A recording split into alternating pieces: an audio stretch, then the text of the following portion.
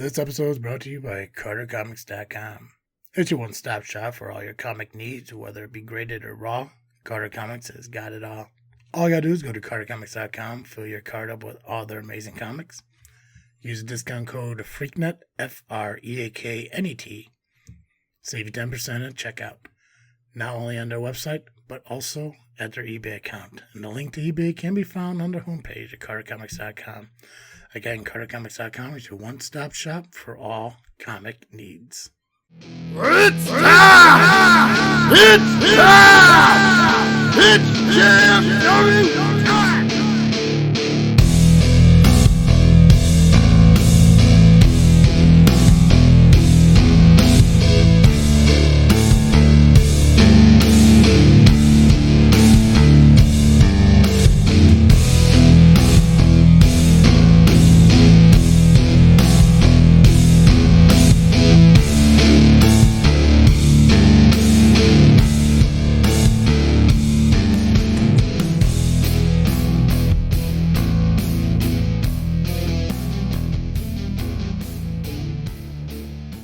All right, guys, it's that time to get some in the ring with the greatest faction in podcast history. Just Freaking Wrestling, the JFW Podcast, hosted by Travesty.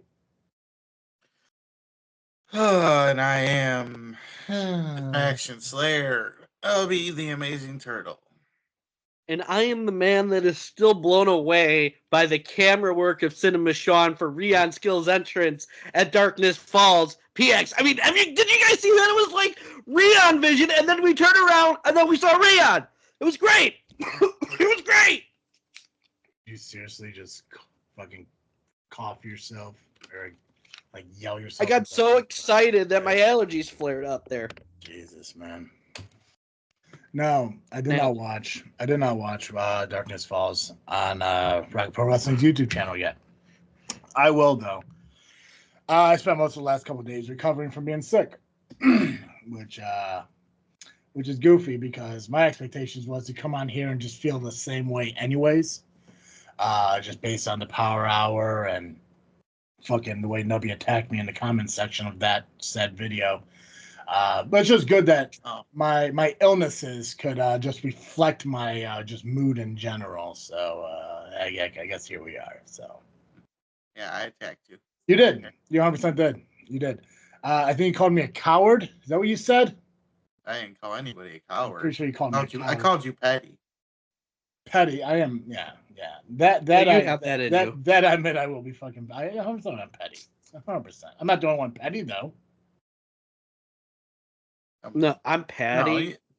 No, Yeah. Good one. Yeah. No, you said I was afraid that Ben was going to drive down to my house and beat me up. Well, that's gotta be a logical reason why you didn't want to bring it up today. I didn't want to bring it up because he doesn't want to be brought up on the show. Listen, dude, if somebody comes up to you and says, I don't want you talking about my shit, why would I talk about his shit? Especially when we're seeing they're promoting his company, but he's saying we're speaking negatively of it. And I don't recall ever us speaking negatively of Frontline Pro. We just speak negatively of him because he's a jackass. And the only reason he's a jackass, to me anyways, I don't know what he's done to you, but to me he's a jackass because he attacked Steve with a chair. So, I mean, it's awesome that, and I do have to apologize to the Power Hour, especially to Steve, where I assumed he was going to do certain things that Ben ended up doing for him anyways. And I guess I got to apologize to Rachel too for some reason because I assumed she was just going to do what she does all the time anyways. So, I mean, I don't understand like where like she keeps having this idea of when I talk about how she is on the show, she has to call me out. And again, just like Ben, threatened to beat my ass for some goofy fucking reason. I don't know why people keep wanting to fucking beat my ass. It's like fucking shitting her off the pot. I don't know what to fucking tell you. Like, it's fucking goofy. Like everyone keeps wanting to fucking just beat me up. Just fucking beat me up then. Like I'm not fucking fighting you. I'm not fucking rumbling with you. I'm not stepping into the ring with fucking C-Red like Ben said I should. Because again, I'm not a wrestler. As Ben clearly ranted about, a fucking nobody that I am, ranted about me for upwards of 10 minutes about how I am nothing, I am a nobody. But apparently I'm somebody who's willing to be talked about for 10 minutes about how I don't deserve to talk about his business. And not only Frontline, but also the company or the professional wrestling business, which also makes no fucking sense to me whatsoever. Like I don't really know a history of a lot of people. Actually, fucking Nubby, you know a lot more than I do. When did Billy Whack stop wrestling? Billy Whack never wrestled. Yeah, Billy Whack never wrestled, sir. Then why is he allowed to talk about the wrestling business? Because he owned a wrestling company in the 90s and then started one up, a few years after that one shut down, and then started up another one a few years after that one shut down. So it justifies him and it gives him the ability to talk about the wrestling business. I mean, being a promoter obviously does give you a right. He started somewhere, but it wasn't in the ring. Yes. But it wasn't in the ring. I mean, I can't really confirm if he did anything in the ring or not, but as far as I know, he was never a wrestler, but he did promote a wrestling company. He did, 100%. Yeah. So I guess the problem is I don't promote wrestling companies. So I shouldn't be talking about wrestling. But you are on a wrestling podcast. Yeah, so if we weren't talking about wrestling, it would just be just freaking. Just freaking. So maybe it's because people like Billy Whack booked wrestling matches. So maybe because I don't book wrestling matches, maybe that's why I shouldn't be talking about professional wrestling then. But wait, you do book wrestling matches. That's true. It must be because Billy Whack has also sat behind a commentator's table at a wrestling show and commentated professional wrestling live. So maybe because I don't do that, maybe that's why. Oh no, you just did that. I just heard you do that. You were there. You were there doing that recently. Yep. I heard it. I heard all. And you've been doing it for a couple years now. So it must be just because he had to bitch about me for something. Because you called him a jackass. Because I called him a jackass. That's what it is. That's what it is. Okay, cool. Yeah. And don't get me wrong, I'm not comparing myself to fucking Billy Whack. Billy Whack is a legend in this fucking business for the better part of almost 30 fucking years. Billy Whack deserves every fucking ounce of success that he has built for himself. But everyone starts from somewhere. I'm not claiming to be the wrestling business. I'm not claiming to be, a figurehead in Midwest professional wrestling. I have always been a podcaster. I have always been a commentator, and I never claimed to be anything more than that. Just a guy who has opinions, who are willing to share it with everybody, who's willing to fucking listen. And if Billy Whack if Ben McCoy, or whatever his fucking real name is, that he wanted to break into my fucking house and commit felonies to fucking beat me up because I'm such a fucking nobody who puts his name in my fucking mouth because, why the hell not quote Will Smith from 2 fucking years ago? Yep. I don't know what to fucking tell the guy. It's like I said, we talked about it in the comments section, and I stated it numerous times. We will not fucking talk about Frontline Pro on this show because if he doesn't want it fucking promoted, then we won't do it. But Nubby seems very passionate about it to the point where he calls me petty and a coward. You did do it.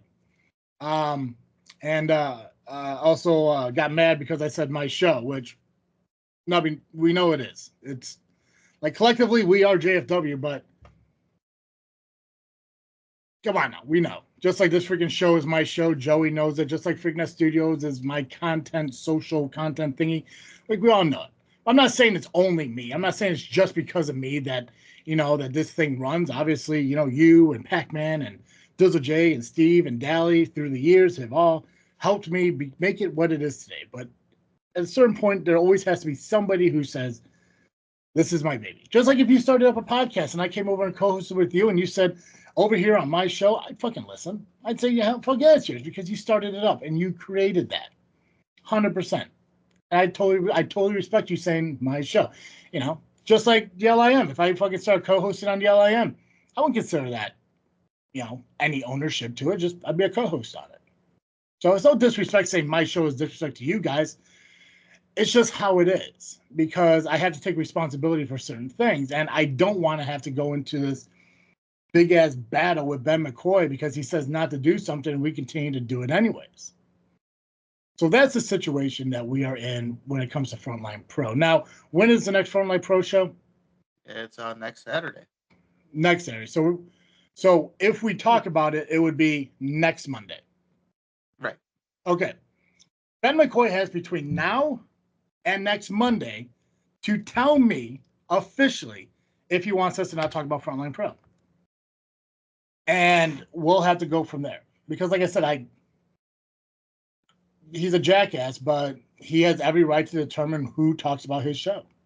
And if he does not want it talked about on JFW, what can I do about that? I mean, I guess you got a point. I just feel like because we never said anything negative about the company. Never have, not once. In my eyes, the company of Frontline Pro is the best company in Wisconsin. We do promote two shows up in Wisconsin. So I've been talking about Phoenix Pro Wrestling since I started, and I do love Phoenix Pro Wrestling. So we gotta be careful of that, bro. I do understand though because you don't know a lot about Phoenix Pro Wrestling, but can we at least say that Frontline Pro is the best wrestling company that we know of in the northeastern part of Wisconsin? Okay, we'll go with that for We'll go that way. We'll Because Phoenix Pro Wrestling is on the southwestern side, and I love Phoenix Pro Wrestling for who they are. But yes, Frontline Pro is fantastic, and I think it was even the week before last that I praised them for the work that they did for their benefit shows. I was like, and that's the problem with people. Yeah. Ben only heard what he wanted to hear, so he can blab about his agenda. That's all it is. He's typical. You know, and I respect him for everything he has done. Being in the armed services or what was the army or something, whatever he did, fought for our country. Yeah. I praise you. No, seriously, all Yeah. seriousness, I support the troops. I support you for what you did. I am glad you survived everything you went through. But the fact that he had to use that to prove how tough he is kind of weird to me. And many people have done it.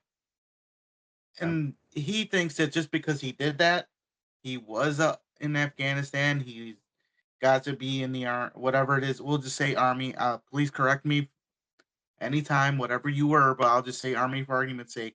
You can say military if we don't really know. Okay, military, yeah. That's the word I'm looking for. I don't know why I'm stupid, okay? When everyone thinks, when the first thing that comes to mind when people think military, it's army. It's just what it is. Okay. I mean, the thing is too, like you can say Marines, but technically the Navy came first. So I mean, it just really all depends on how you look at the aspect of it.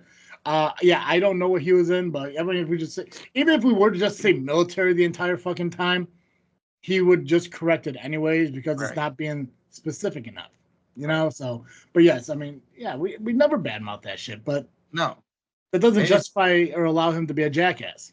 Right. And just because you've been in the military doesn't, this is pro wrestling. Yeah. And the fact that, well, am I supposed to just sit here and allow you to badmouth me for no reason? You brought me up on the Power Hour a couple shows ago. For what? Am I supposed to just sit here and take it because you were in the military? No, this is pro wrestling, buddy. You bringing me up is like a challenge. And now I am accepting the challenge here. So that's why I came at you. I didn't come out all puffy chested. No, that's tough guy shit. Yeah. That's not who I am. I'm doing what a pro wrestler does. Some might argue that I'm not, and some say I should get out, but that they can kiss my ass. But Ben, you ran me down, and now I'm gonna have to come after you. I don't know when. When my schedule clears up, I'll come on the front line someday, and then we can throw it out. Yeah. But don't act all tough because you're really not that tough. You're just leeching on the Marche and Shogun and everybody else, and maybe even me, so you can be relevant. You hated the fact that Shaq Jordan was your champion because he was up here and you were down here. You didn't like that too much. You want to be on top because you want to be relevant. So that's why you did what you did, and that's why you're coming after Marche because you want to be relevant. Because you've been irrelevant. You've been the guy behind the scenes. So you just want to come out, be all, Frodo-like, and start fighting people. And if I do come down there or up there, and now you beat my ass, kudos to you. But it won't be that easy. See you soon. Yeah, it's wild because, I mean, again, all due respect to him being in the military, a lot of people don't do it. A lot of people, can't find that will to, put forth that sacrifice. It's just wild that a guy who was in the military like he was, who fought, basically is fighting for our freedoms as Americans to live our American dream and have free speech, and yet is telling people not to pursue their dreams, like Nubby being a pro wrestler, and telling me to shut the fuck up, like me on a podcast. But yet, as a soldier, you fight for people to have those rights. You don't get to fight to determine who has those rights. So I don't know where he got lost along the way, where he was. I mean, that Ben McCoy who went onto the podcast, I think the Power Hour the first time, and talked about Frontline Pro, and it seemed like a good fucking dude. And all of a sudden turn this, and that's what's wild too, because you look at what's that fucking idiot Maximus over at ARWPro. Yeah, he turned into a piece of shit, but I mean, he's not merging fucking ARWPro into that fucking madness. Like, I can sit here and talk about how the back of his pants spell moron on it, and the fact that he's not out there bitching about me talking about ARWPro. It's like, no, they're two separate fucking things. ARWPro Wrestling produces great fucking wrestling, and Maximus is a jackass. Just like Frontline Pro puts out great fucking wrestling, but Ben McCoy is a jackass. I mean, it's just how it is. Fucking not too long ago, SCW is putting out great fucking content. Terry Allen's a jackass. So it's just, I mean, you can't fucking blend the ownership and the company together, because while you have great fucking wrestling, it's always going to be ran by a jackass. But go ahead. He wasn't a jackass until he started pulling his shit. I mean, did you really need a chair to take out Steve? Okay. See, I wasn't sure if you're talking about Maximus or Ben until you talked about the chair with Steve. So, okay. Oh, fuck. Because they're both jackasses. Right. Just out of nowhere became jackasses. Now, I know how he's going to respond to that part. He's going to say, "Oh, I didn't need it. I'm just teaching him a lesson." Yeah. You could call that teaching a lesson. I call that small dick energy. That's what Ben thinks. Mr. Ben McCoy. I can't see. We don't know. The answer is yes. No. I mean, the fact that fucking Ben McCoy had to sit there and prove a point by hitting a 50-year-old man who commentates professional wrestling in the back with a chair. What does that fucking prove? Threatening to beat up a fucking guy who has never stated he's nothing more than a podcaster and a commentator. What does that fucking prove? Fucking threaten to drive down here and fucking walk into Marche Rocket's house and beat him up. Fucking drive down here and threaten to beat up Shogun. Fucking do that shit. Threaten to beat up a fucking professional wrestler. Don't fucking threaten to beat up a podcaster or a commentator. Come on, dude. That's just bullshit. It's stupid. I mean, we can sit here and say Steve is the blame for all the shit that happens to him. It's true. But the fact that he still needed to hit him from behind with a chair is nuts. Nuts to me. 100%. Pacman, say what you want to say, because I want to add on to what Nubby just said, but you look like you've been trying to say something for the last couple minutes. Yeah. I mean, there is one thing that I don't think people are talking enough about what Ben said. I'm just going to ask you guys, what am I holding in my hands? Your cum catchers? No. Oh. No, that's what the tube socks are for. They are socks. I am holding in my hand my socks. They are warm. Rusty as fuck. They are warm. They are toasty. They keep my feetsies warm on a cold winter's day. And Ben had the gall to talk shit about my socks. I will tell you, these socks prevented so much frostbite. So, Ben, keep my fucking socks out your fucking mouth. Yeah, man.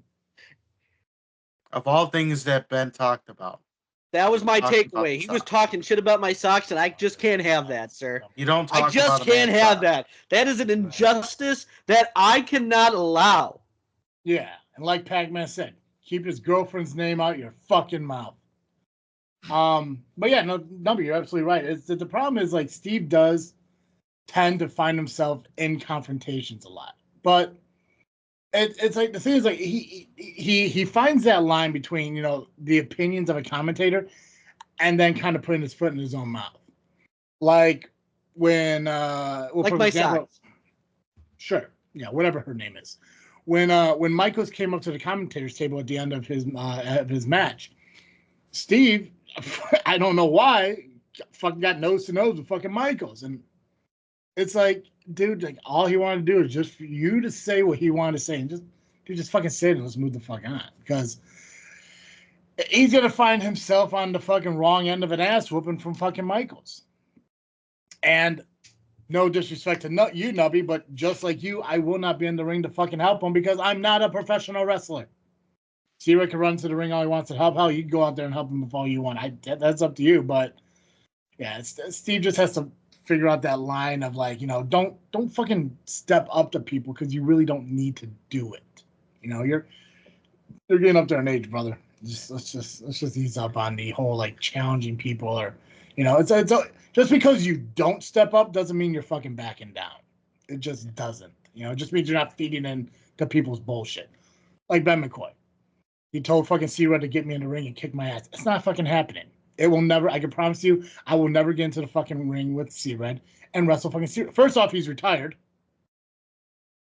Secondly, I'm not a professional wrestler. So, if somebody else wants to go have a novelty match with fucking C-Red and, fucking just roll around for a bit and fucking take a loss, feel free to fucking do so. I will not be that guy because I'm not going to step in the ring, not being properly trained or capable of putting on a wrestling match. I've had that conversation with Nubby and people at SCW for the longest time. If I ever get to the point where I actually am at a healthy point in my life, which clearly I am not, and I could get back into training and refresh myself on how to be a professional fucking wrestler, and I can put on a match that I can be proud of, I will do that at SCW, only at SCW, and there'll be one fucking match. That's all I fucking want.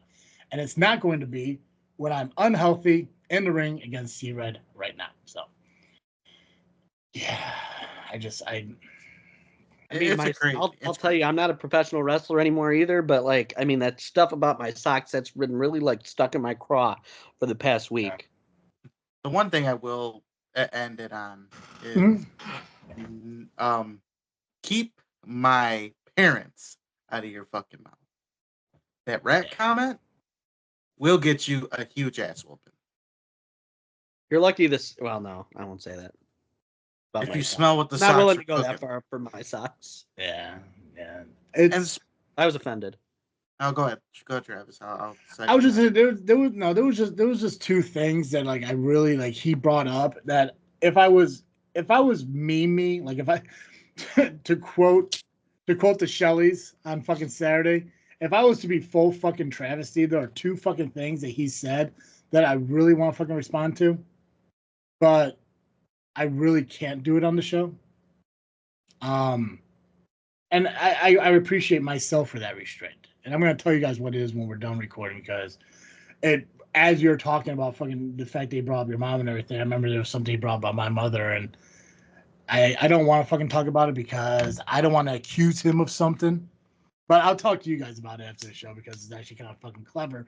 There's actually two things he said. I don't want to say on the show. They're fucking clever, and I'm going to tell you when we're done recording because they are fucking funny. But I don't want to be full fucking travesty right now because I am fucking sick. We got to talk about a lot of other shit. Pacman is here, so clearly it's not going to be a clean and easy fucking show. On the bright side, though, 3 people won the Wrestle Dream predictions, and one of them was not Pacman. So, because Moxley Actually, fucking Pacman, it could have been a 4-way tie if you would have fucking answered my question about that one prediction you didn't do. But Wait, there was a prediction I didn't do? there was a prediction you did not do, yeah. You shitting me? What was No, the prediction? It was one of the pre-show matches. It was the the women's match. Anna J. You didn't pick Anna J. or Yeah, and whatever. Why do they have so many fucking matches to begin with? Dude, I don't know, but I messaged you in the chat about hey, I need your prediction for this, and you never responded. You're too busy talking about fucking Incredibill or whoever the fuck that Bill shit was. That Yeah, he's Mr. Incredible. yeah, so you didn't respond to that. Fuck, So, I didn't even see that. that's right. So that was an automatic loss. So yeah, so you fucking failed, and because Moxley beat Danielson, it became a 3-way tie instead of just a 2-way tie between me and Nubby. So yeah, so Nubby, you got a fucking point. It doesn't matter. You are fucking officially out of it, but hey, you got a point, brother. You're still in the game. So it's fine. But if I can just circle back just a little bit. Yeah. C-Red. You mentioned C-Red. I did. I've watched, ARWPro. Well, at least the parts about me, because apparently I make everything about me anyway. I don't know. I didn't hear nothing about anything you saying disrespectful towards me. No? I mean, there was one little tiny bit you said something during the promo, but it's no different than anything you say on here. No. You were kind of agreeing with Maximus a little bit about me making things about myself, but it's fine. I'm not worried about that. But any other thing, there was no disrespect. The thing that people might say is you didn't go in there to help me, but neither did they. I talked about this last week. I've been doing this myself a long time. The people that I do expect would show up didn't show up because they show up for each other. You, on the other hand, sit behind a desk and you talk. I don't expect you to do nothing. Yeah, and you didn't disrespect my socks either, so thank you. I mean, you did like one time fight for yourself when you got beat up by the workhorses, but at the same time, you do what you say you do. You sit behind a desk and you talk. So I don't expect anything from you. Sure. I did put myself in harm's way once in order to get you a title defense at WrestleTopia last year. So I did do one. I didn't have to go in because you won, but I almost had put myself in harm's way if you lost that match. So almost. I did that one thing for you. But see, and that's what I kept thinking about. I was like, because the thing is, like, C-Red had every opportunity, whether it been like intermission or after the show, like at any point to tell me what he said outside the show. So I started thinking to myself, like, okay, maybe it wasn't something on commentary. Maybe was there anything I said to you outside when we were talking that maybe he heard on his way out? Because now I'm trying to think if there was any other moments where we had a conversation about you, and still to right now, I cannot think of it. So I'm trying to. So I guess, I mean, I know you were out there. Double J was out there. That fucking intern idiot thingy was out there, and maybe was something said outside that maybe had been disrespectful to you or some shit. That again, and here's it. I will say the exact same thing I said last week that apparently Ben McCoy didn't fucking hear. I don't need it talked about on the Power Hour because they have other shit that they could deal with. But if it's brought up, I am just curious on what he was referencing. You said that exact thing. Maybe not the exact, but I think there was more expletives in it. Yeah. Yeah. But the point was, you said if they bring it up. Yeah. You did not say, oh, I hope they bring it up. They better bring it up. No. Ben, you're an idiot on that one. Yeah. You're worse than a woman sometimes. You hear one thing, but you didn't hear it. Yeah, and you talk smack about my socks, and I don't forgive you. You talk, about your socks, yeah. So you didn't smell what the socks were cooking. That's right. There was no rock and sock connection. But, yeah, again, that doesn't need to be brought up. If C-Red wants to move past it, I'll fucking move past it. It is what it is. Said, the footage is out there. It's a freaking exclusive over on the YouTube channel. So people can go hear what he said. They can listen to the 15 to 17 minutes what was done on the beginning of the show. And they could decide for themselves if I'm an asshole or not. But at the end of the day, everything that Ben McCoy said on the Power last Tuesday is his own perspective of something he thought he heard and was clearly wrong about. And instead of just being honest with what was said, he just wanted to bury me, bury Nubby, bury my Pacman socks. Shut up, I'm talking. Bury JFW. I guess he wants to go. I didn't even know he had a YouTube channel, but he wants to go on his YouTube channel and bury us. Whatever, dude.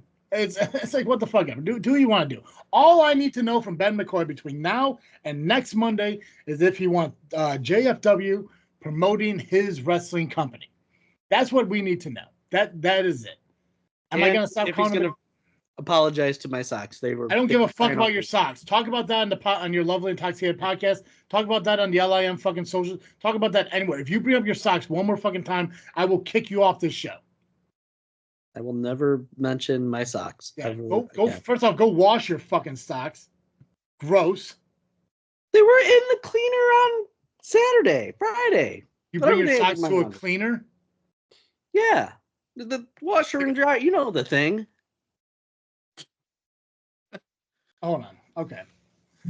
You said that your socks were in the cleaner, as in like a dry cleaner. Like you brought them to a place so somebody could wash your shit.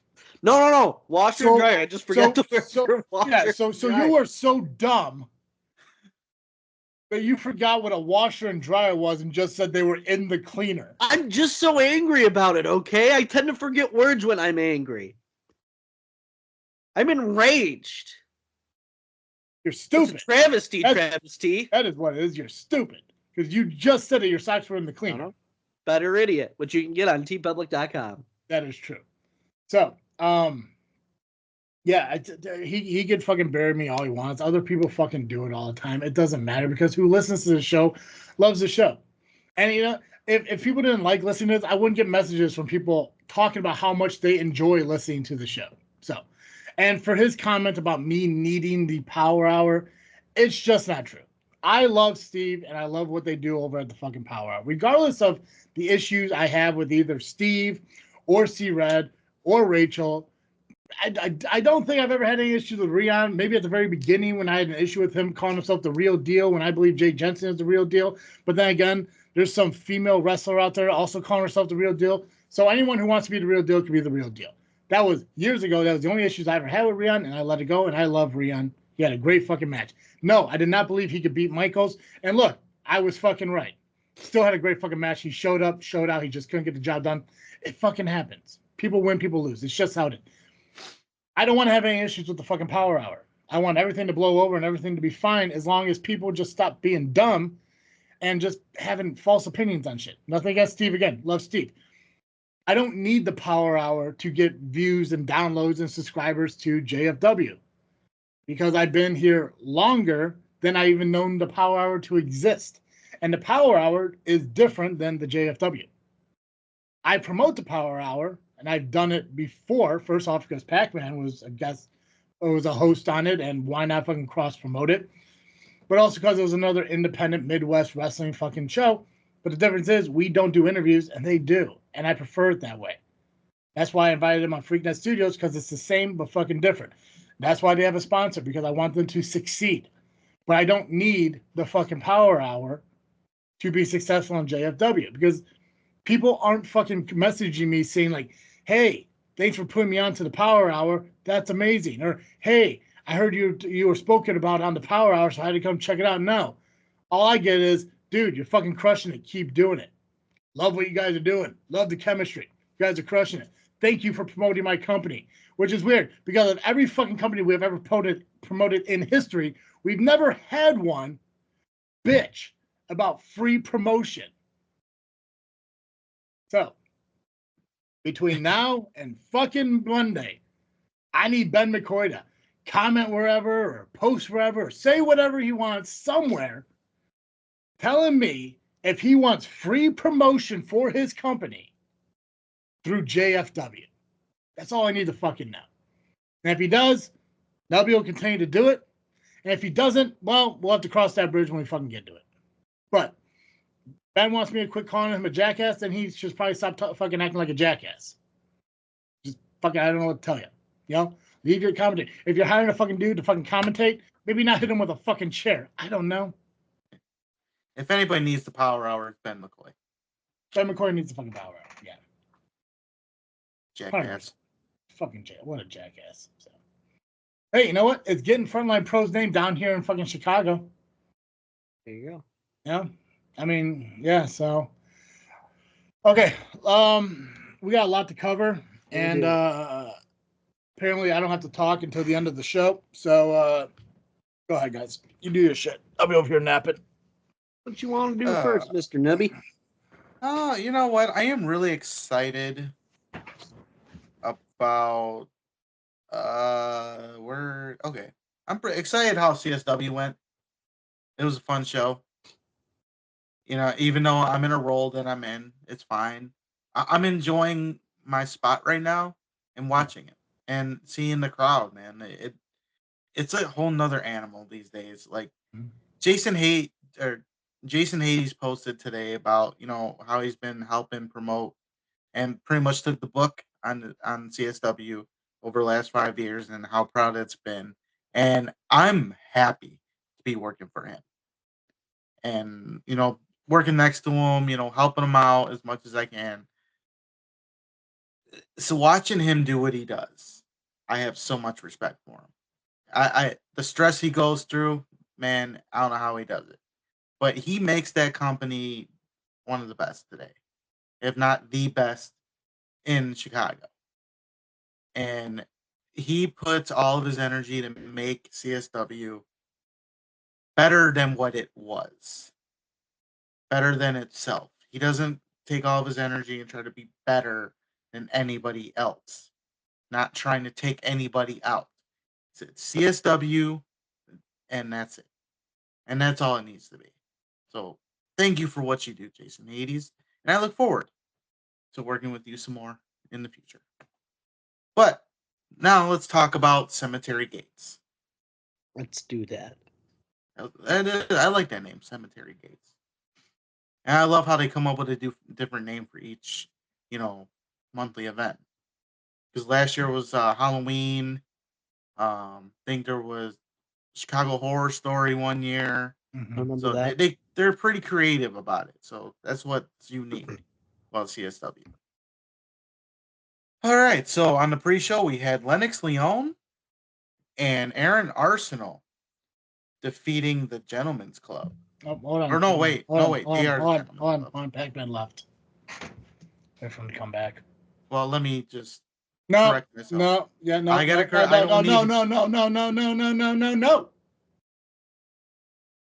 Okay, now he's back. Now we can continue. All right. So Lennox Leon and Aaron Arsenal are the Gentlemen's Club. My bad. They can't defeat themselves. Well, they can, but it happens. See, now we're gonna have to hear from them the next time they're on the Power Hour and tell us to keep their names out of their fucking mouths because you got it wrong, even though you corrected yourself. Damn. I guess I gotta get slapped. Because they're gonna sit there and say, like, yeah, oh look, Turtle fucked up our names and made one of the co-hosts walk away. I had to blow my nose. Nobody needs to see that. It was driving me nuts. I'm all congested. Allergies, man. Horrible. We're trying to get these results here, man. Yeah, we are. Go ahead. They defeated some guy named Calvin. I did not get the last name, and Sam Eli. Then Nick Codis won the Futures Battle Royal. Why aren't you in the Battle Royals, Nubby? I don't know how to say this without. Let's just say I opted out of them for right now. Gotcha. I'll put it that way. Interesting. I can get in them anytime. It's just this is my call. Gotcha. So the Battle Royals are like your booty call. When you're ready, you'll yeah. Oh, because you know we're talking about a guy who has been a Battle Royal champion for 1,921 days. So he gets to call the shots whenever he wants. That's understandable. You don't need a bet for that one. Nah. I don't know how to say this to you, Travis. But we have new tag team champions. That sounds like a lie. It's not. How'd they cheat? They didn't. Oh, I call bullshit. Well, there was popcorn involved and maybe a clown nose involved and all that. But yes, the Brothers of Funstruction are the new CSW Tag Team Champions as they defeated Joey Avalon and Sierra.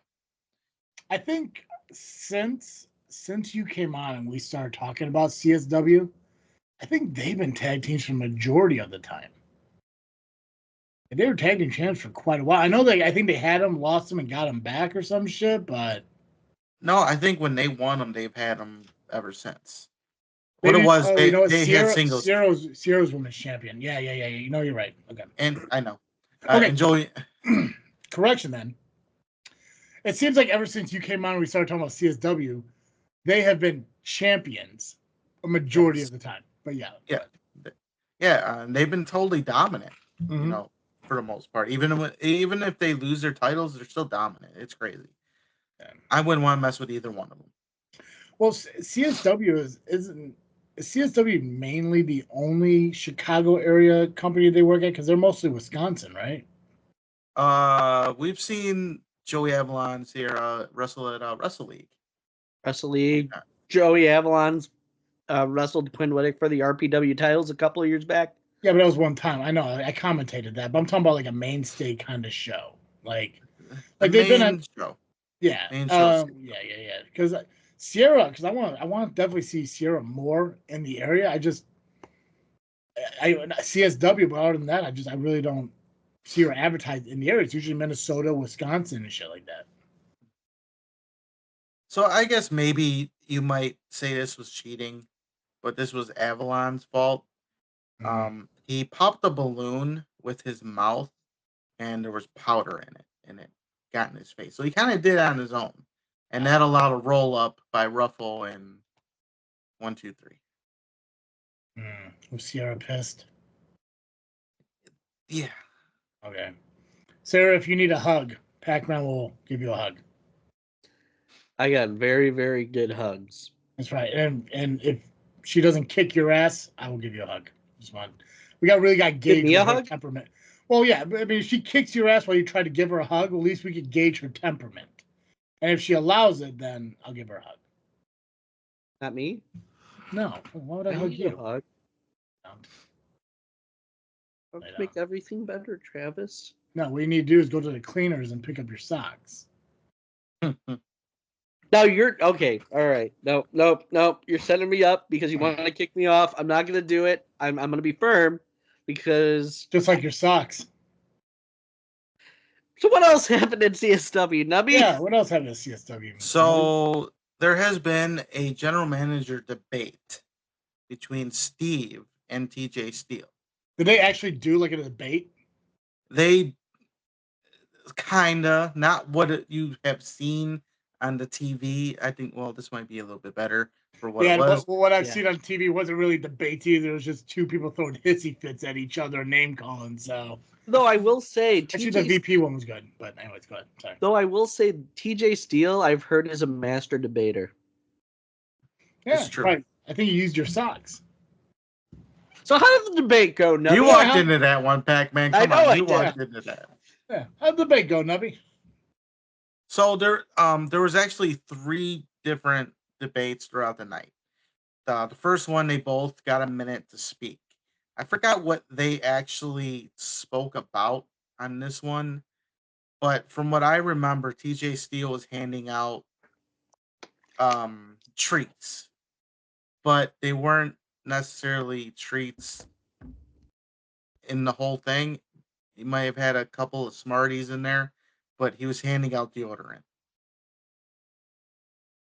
Okay. Well, okay. I'll combine the last 2 debates together because the third debate wasn't spectacular. It didn't turn into a debate, but I'm gonna save that for later because I want to get through the show. Me too. Amina Belmont and Lily Pescadita dressed up as each other as they wrestled, and Amina won by submission. Or was it Lily that defeated Amina? I don't know. They were dressed as each other. We'll have to verify on IWTV. It's true. When that is released. It is. Yeah. When Is it's it out? released. I don't Oh. think it's out yet. But when it's released, go check it out. I think it's like what, like 3? Is it 3 weeks? 2 I to know it's 3 not weeks. big yet. Yeah, it's like give or take over there. Yeah. It's been getting there faster ever since it wasn't really live, I think, or before before things changed. It's actually been getting faster recently Oh, that's because cool. we got good editors doing their thing. Awesome. We had the tag team gauntlet. Chris Miller dressed as Triple H with the sledgehammer and the music. I was gonna ask which era. He came out to the game, Did he spit out the water? He did not spit out the water. Ah, God. That's where he fucked up. Yeah. But he came out, the jeans, the jacket, the sledgehammer. He didn't initially have a partner. Originally, it was supposed to be FXB, but he apparently had some other obligations, which we will talk about a little bit later. So Chris Miller went to the back and just picked some random, and ended up being Joey Pearson. The first team that they took on was KJ Carter and Lizard Man. They came out as the Dudley Boys. So yes, there was a 3D and a WhatsApp. And the table? Not so much of a table. Oh, and Haven Harris was with them, so she was essentially Stacy Keebler. Did she wear the camel skirt? Yes. Perfect. There was some things happening where the referee was distracted. Chris Miller grabbed her, threw her into the turnbuckle, and let me tell you, her face hit that turnbuckle super hard. But it allowed KJ Carter and Lizard Man to get the win over them. Then they took on Schultz and Matthews. They ended up winning, or Schultz and Matthews defeated them. Then Jax Johnson and Iniestra were the next tag team, and they are all part of the brass. So it was the brass holes against the brass holes. But Iniestra and Johnson got the win over them. Axel Rico and Doom Montgomery were next. They defeated Iniestra and Johnson. Then they defeated Big Mood. Then Cypher and Adam Stallion were the last tag team, and they got the win over Rico and Doom. But then Big Mood came out like a bunch of sore losers and beat up everybody.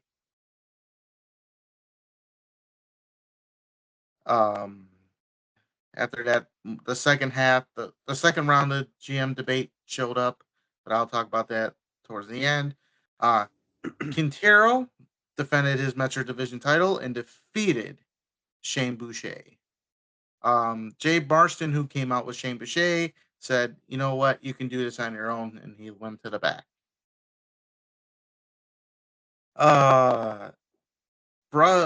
Hans Carden defeated Russ Hamilton and Steve Boz in a triple threat match. We had the I Quit match between Shaza McKenzie and Maggie Lee. They did not wait. They went right at each other. I think within the first 2 minutes, Shaza McKenzie was bleeding. They went everywhere. They had plunder everywhere. They were in the bathroom. They almost knocked me over. They ended up taking out one of the security guards. Security guard got too close to the trash can and ended up getting a couple staples in his head. Shaza brought out the thumbtacks. Even put some in Maggie Lee's mouth. That's crazy. But Maggie Lee did get the win via the cheese grater.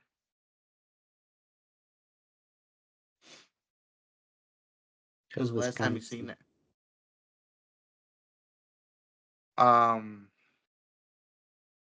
Marche Rocket, the Hate Keepers and FXB defeated Marche Rocket, Jack Valor, and Eddie Grayson via submission. Moose and Conan Lycan went to a no contest because Warhorse and everybody came out and just beat them up. Beat them both up? Yeah. That's not nice of them. Well, they threw Shane Boucher to the wolves. He got his ass beat. And as Warhorse and Shaza looked on. And then Lycan said that this isn't over. And he challenged Warhorse to a steel cage match. For next month? Yes. So steel cage next month. For the title? I assume it's for the title. Gotcha. Is it a D'Angelo steel cage? Boom. Or is it a real one? Oh, that was a real one. He blessed it. It became a steel cage when he blessed it. It was officially a steel cage. It wasn't a real steel cage. It was a real deal steel cage. Yeah. It's like Spider-Man. Like, he wasn't really an Avenger. They just said he was an Avenger. So before that match, So no last- answer on the steel cage question, huh? Just nah, I can't Yeah, we're tell just you. moving right past it.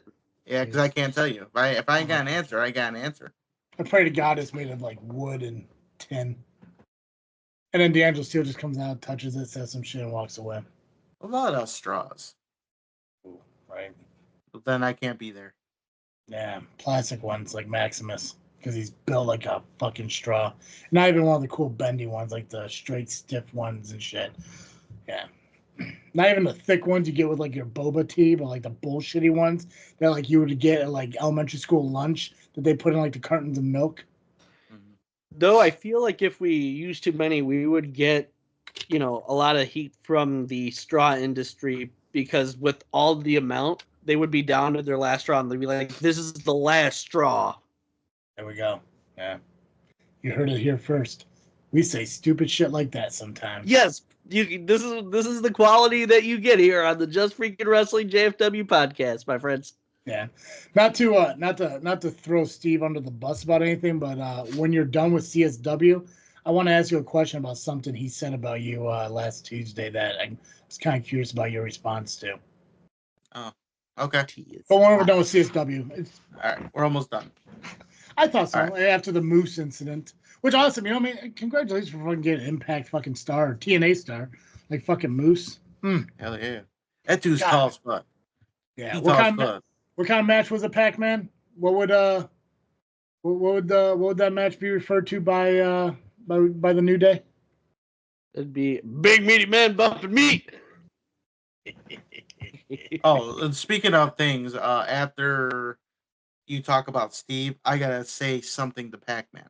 That's me. Oh, what did fucking Pacman fuck up now? Oh, I think he'll understand when I say it. Oh god. But anyway, so Pacman's coming out of retirement. we had the debate.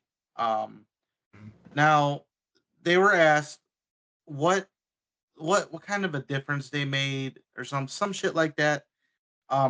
Now this is where I gotta go off a little bit because TJ Steele lied. Wait, a politician lying? That's inconceivable. That never happens. So he brought up the fact that when he was GM, he brought, he got us into a new building, new titles, and all that stuff. He did a lot for the company.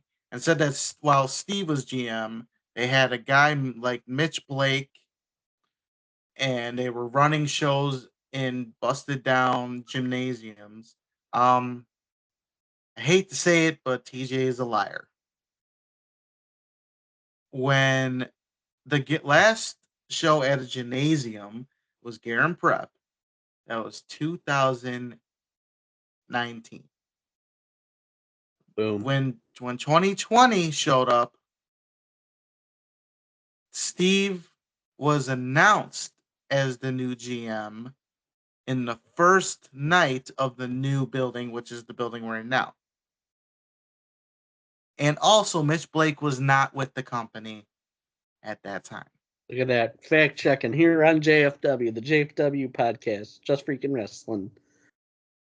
So really, Steve has been or was the best GM CSW ever had.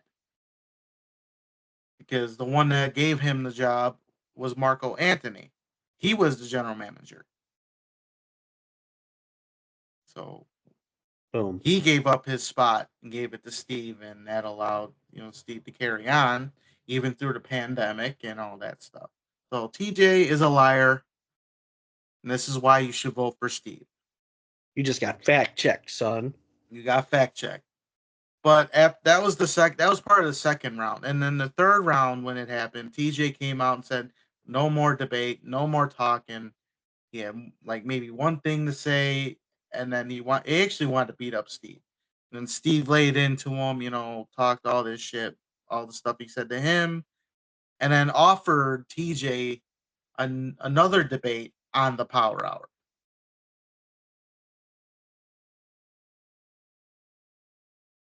I don't know if he answered back yet, if he, accepted the Power Hour, debate. But after Steve offered it, TJ slapped him. So another example of GMs putting their hands on their employees for no reason. Fuck you, Saint. So yeah, we don't know for sure if Steve and TJ will have that debate, but it will be in November if it happens. I believe the first week of November. Election day. I think it's on election day. But that's the plan for now.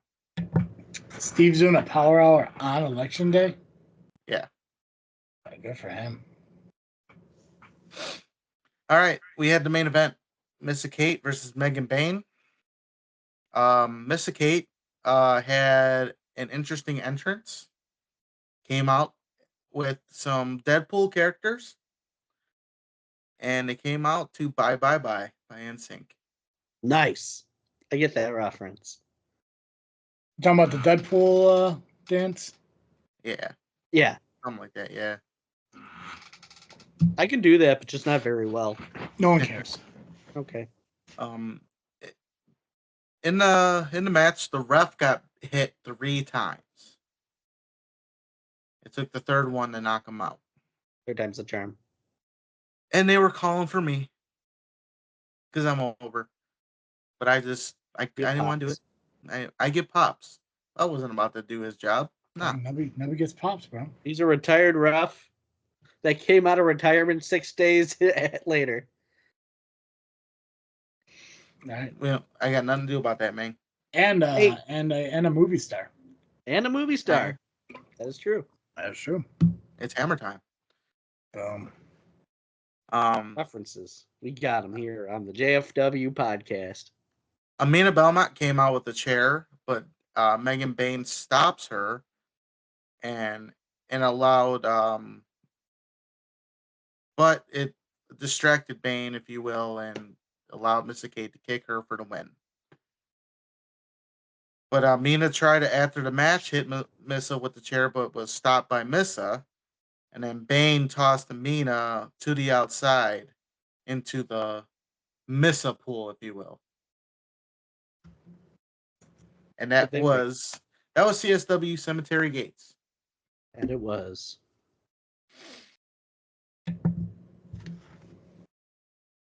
Yeah. How's it going, guys? Good. All right. Yeah, so I had a quick question. Because Steve brought it up, and Steve said it about you, and I'm just kind of curious on your opinion of it. So when he was talking about the JFW podcast, he was mentioning what we bring to the podcast and how we do our shit here.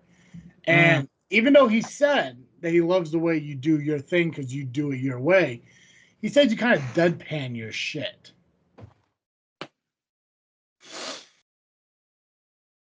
I don't even know what that means, first off. Lack of enthusiasm, I guess, is what he was trying to reference. like Ben Stein, I guess. You know, like you were out here doing a Ben Stein Red Eye commercial. Interesting, because I give details up the wazoo. What am I supposed to do? Scream like he does on commentary? I think. Oh, should I? Yeah, give me an example. Give me an amazing Steve. Okay, well, I'll go into the Dreamwave results as I do this. So, oh my God, dude, you can't believe this, what happened in Dreamwave. Pre-show matches, Ashlyn Alexander defeated Tar Lee. Holy shit, what a matchup. Hey, you son of a bitch. Oh my God, you know what? There was a battle royal. Oh, and Florida Man, he won it. He Can you came, believe that? he saw, and he conquered. He eliminated, lastly, Trevor Outlaw. And he receives number 30 in the Good as Gold Rumble in December. Mind blown. Is that what he wants me to do? I think that's what he's kind of expecting a little bit, yeah. I think he was. I don't need to do that because I'm not Steve. That's right. I am the amazing Turtle. Turtles are slow. They lack enthusiasm. That's true. Live in the gimmick, brother. That's true. According to Ben McCoy, this entire show lacks enthusiasm, but whatever. I'm pretty enthusiastic and whimsical. Yes. Before we move on to the next thing, speaking of the Power Hour, guest this Tuesday is roller derby, right? Correctamundo. Marley Quinn and I can't remember the dude's name. The Goat of Menendez. Yeah. So I read I kind of like read their little advertisement for what's coming up. So they're not having roller derby in October because FEMA is utilizing the arena. Yeah. Oh, okay. Yeah. So things got postponed. So maybe some dates will open up, and maybe I'll be able to go to a roller derby. Who knows? I do want to check out. I mean, mostly I just want to go because I was fucking Marley Quinn. I mean, what the hell not? But yeah, I do want to check out some roller derbies. Yeah. I gotta get back at some point. I've only been to one of their bouts. Anytime they do a rule breakers bout, it's definitely one to go to. I've never seen. I want to go to the, I don't know what the fuck they call it, like the after hour, after dark, or whatever, like the R-rated or whatever fucking one. I want to see that one. I want to see the Anything Goes fucking show because that sounds fucking cool. But I've never actually seen a roller derby in person, and the last time I've ever actually seen a roller derby was, I think it was Spike TV was doing it back in like the early 2000s. That was like the last time I've ever actually seen like a roller derby. But I do want to get to a roller derby. It sounds awesome, and it sounds like it's a really good time. Obviously, I guess October's not happening, but who knows? Maybe in November. So the frickin' government, and they're taking away our roller derby. Yeah, fucking A. What? Just because a couple of hurricanes hit Florida and the East Coast, we don't get roller derby and fucking Homewood? Stupid. There's an entire this fucking country's going to shit. Right? There's an entire McCormick place right up in Chicago. Utilize that. Fucking A. So I'm gonna continue with Dreamwave since I started it. Oh yeah. And again, side note again, Marley Quinn and Go to Menendez will be on the Power Hour this week. You check it out on YouTube and Facebook, and make sure you do, because without them, we wouldn't exist apparently. Yep. I think that's how that works. Oh, Pacman. Me. I have one word for you. One. Suck. Undefeated. Undefeated. I don't know. I guess you were supposed to be the only one I knew what that meant. So I know what it means. Undefeated. The only one on this podcast, or the only one in this world, or on the podcast anyway. Wow. Yeah. I was told this on Saturday. If you know, you know. Gotcha. Undefeated. The Hype retained the Dreamwave tag team titles over the Hale twins. The new guys. Now we finally got names for the new guys. The God damn it, what do you call the new the guys? recent guys.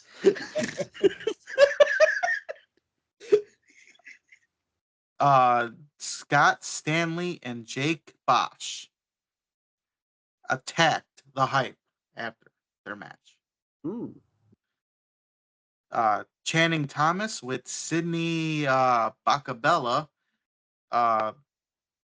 defeated Vic Capri. Sydney sprayed hairspray in Vic's face. That's not ideal. It's one of the worst things you can do to Vic Capri. Holy That is fuck. true. Marcus Mathers retained the Dreamwave Wrestling Alternative Championship over Dante Leon. Kylie Ray won a 4-way over J-Rod, Billy Starks, and Brooke Havoc when she pinned Brooke Havoc. Christian Rose defeated Brooks Burna. Rebecca J. Scott retained the Uprising Alternative Championship over Missa Kate due to referee stoppage. Mustafa Ali defeated Stephen Wolf in a tables match. There was an announcement that there will be a 30-woman Good as Gold Rumble as well in December.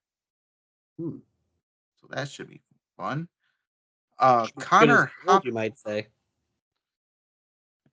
Connor Hopkins versus El Heel del Vikingo for the Dreamwave Heavyweight Championship ends in a draw due to a double pin. The match is restarted by the referee shortly after. Vikingo wins by DQ after Hopkins refuses to let go of the single leg crab in the ropes. The Coyotes put the boots to Vikingo until Christian Rose makes the save. Rose hits Ride the Lightning on Damian Justine. Connor Hopkins agrees to put the title on the line against Christian Rose in December as long as Christian doesn't touch him until then. So there's still dissension in the Coyotes in that part of the world. Then we have the Warhorse defeated Colt Cabana. Boom, boom. Maggie Lee retained the Dreamwave Wrestling Women's Championship in the main event over Megan Bain. And Zeta Steele made her return after the match. And that's Dreamwave, courtesy of Nick Swinky the Swink. Appreciate you, brother. I know you don't listen to the show, but you're the real MVP. Why doesn't he? Yeah, I don't know. He doesn't even watch the Power Hour, so. Gotcha. I bet he doesn't even watch the Lovely Intoxicated podcast. What a guy! Oh, not many He people gave do. us Yeah, Steele, I guess I think she has a title defense for the women's title in December. I think so. Nice. Pax, let's talk about WrestleLeague. You're really excited about it for some reason.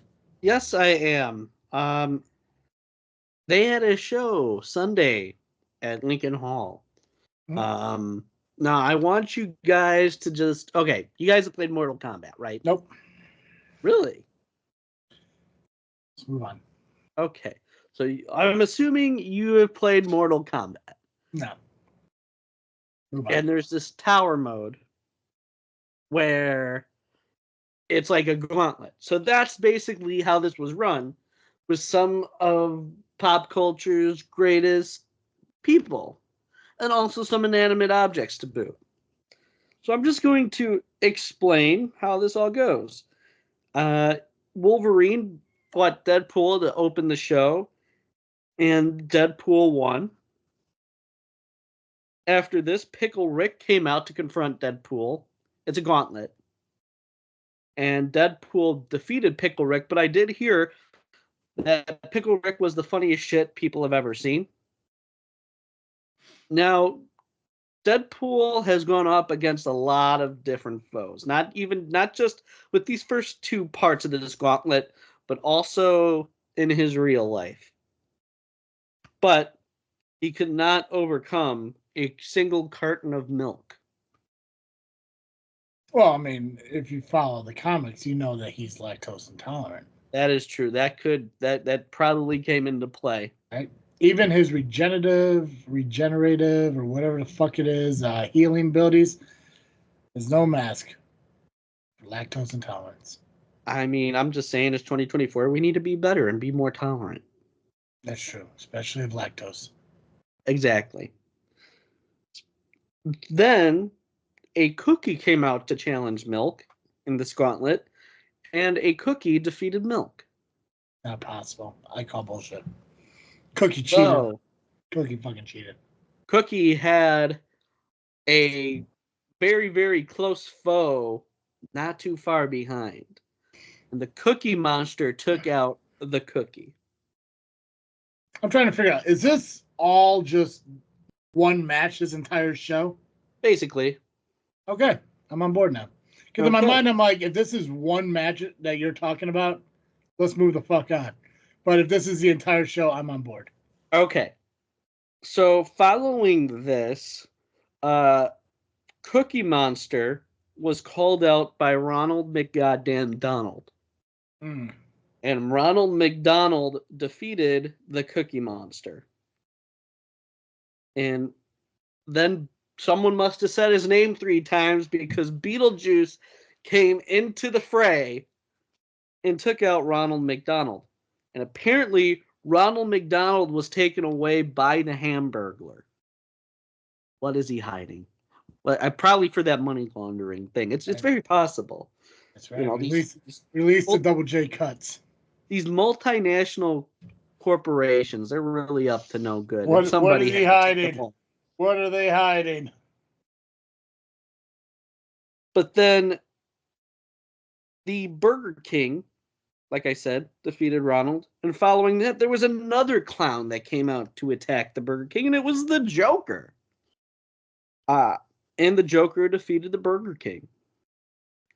I mean, he was on a keto diet. I mean, I think that comes into play a little bit, trying to cut that. But then it was like a lover's quarrel, because Harley Quinn then came out and defeated Joker.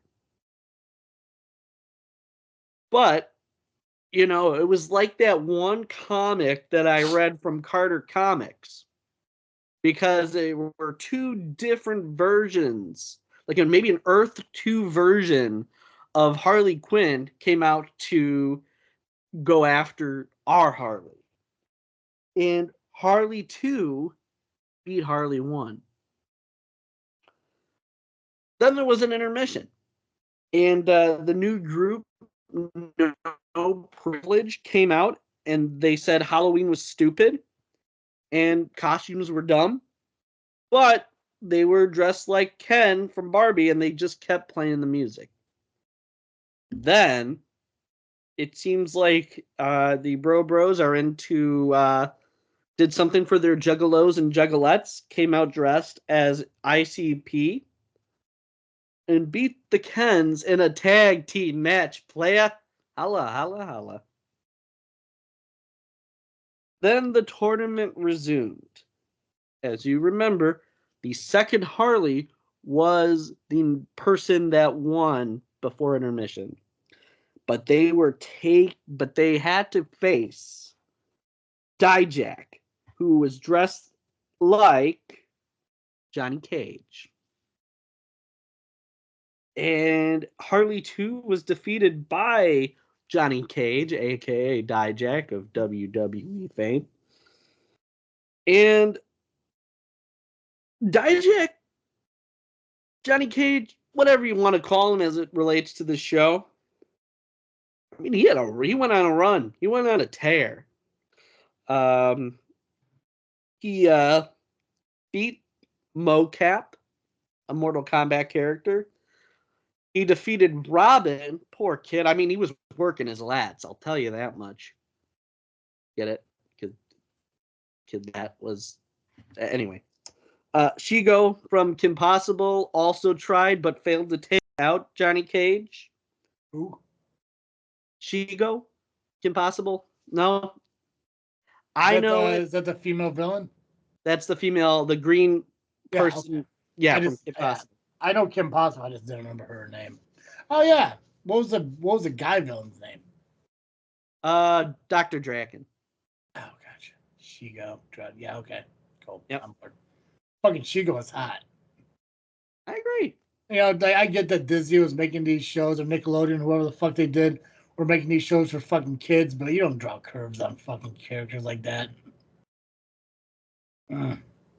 The naive of those creators. How could they do something so controversial yet so brave?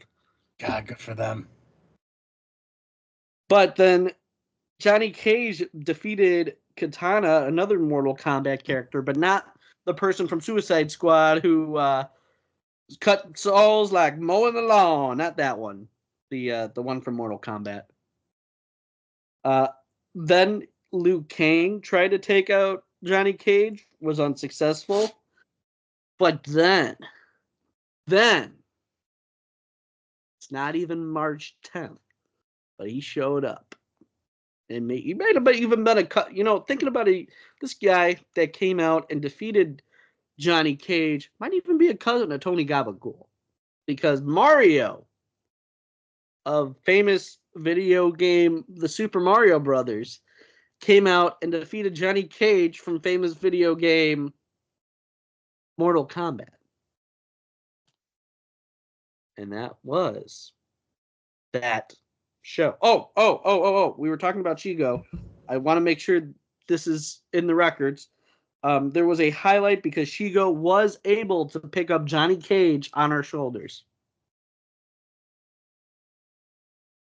And Dijak did do the Mortal Kombat fatality to finish Liu Kang. Hadouken? No, that's Street Fighter. Same thing. No, it's similar. One has less blood, though. So same thing. A lot less blood. Unless you're playing Sega Genesis, which then Sega didn't give a shit about blood. Because Sega does what Nintendo don't. If you feel me. So same thing. Hadouken. Not quite. Yeah. But in any case, that is the show. Next show is to be announced. I hope they release that because I'm kind of curious on how that looks. I don't think WrestleLeague puts their shit out though. I've seen a few clips of it online. Yeah. I want to see that. I want to see the full thing though. I would love to see the full thing. That sounds awesome. Because I know that's been a thing at WrestleLeague, it seems, the past couple of years. I think they did something similar last year. Mm-hmm. Where I want to say the Bros dressed as Bloodman and Chronic. Yep. I remember that. And that was amazing. But yeah. So that was WrestleLeague. Their Halloween spooktacular, if you might say. Oh, that's a knee slapper. ARW, Nubby. Yeah, no problem. I got you. Because I got questions. You got questions. I got fucking questions, brother. Uh-oh. You have questions.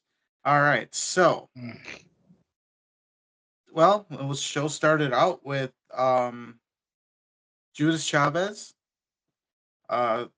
He was called out by his buddy and former commentator, partner, Josh. Talked about what he went through over the last few months with the injury and the concussion. Had a brain hemorrhage, but that he overcame that. But he still had a major concussion that kept him out longer than he was supposed to. Mm-hmm. And he questioned whether or not he was going to come back to the ring.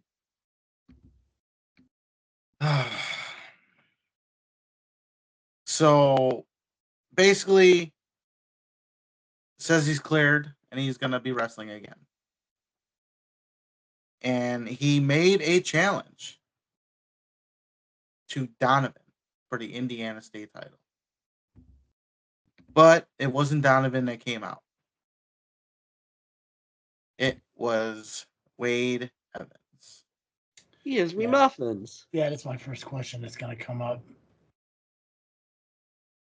He came out and said, he belittled Judas for a while, told him to stay out of his Indiana State title picture. Not just the title picture, but his title picture. And then Judas, challenges him for later. So I thought Judas and the Workhorses got along, or was that just Mikey Peterson? think that was just Mikey. Okay.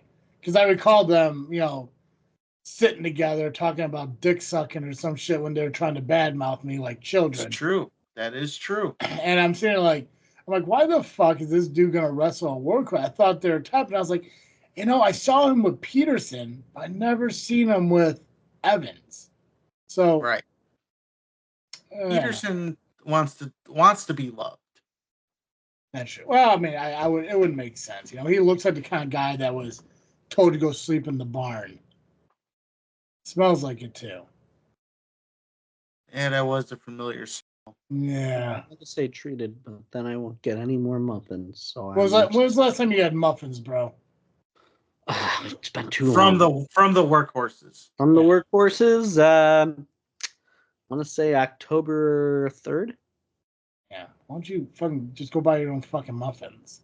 No, because I can get them for free by telling you fine folks of the internet. Next match, Nubby.